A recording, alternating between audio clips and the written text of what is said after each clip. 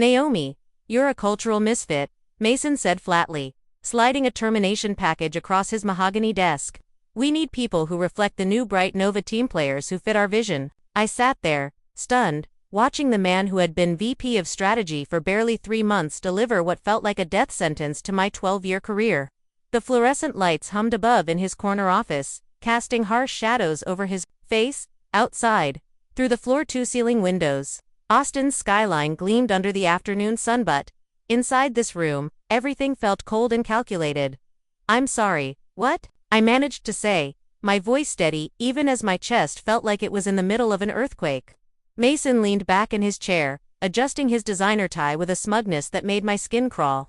Your numbers are fine, Naomi. Great, but numbers aren't everything anymore.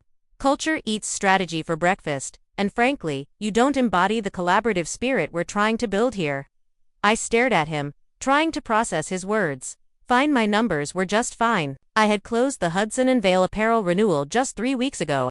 $5.6 million contract I'd spent 8 months negotiating. I'd won the President's Club Award 4 years in a row. I had mentored half the sales team through their biggest deals. But apparently, that was just fine. Mason, I said, keeping my tone professional. Despite the rage building in my throat, could you help me understand what exactly about my collaboration style is concerning you? He shuffled some papers on his desk, refusing to meet my eyes. It's not about specifics, Naomi. It's about perception. The team feels you're too independent, too focused on your own success rather than lifting others up. The irony hit like a slap. I had spent countless hours training junior associates, sharing client contact strategies, and covering for teammates when they struggled with tough accounts. But Mason had come in with his Harvard MBA and his vocabulary of buzzwords, determined to reshape Bright Nova in his own image.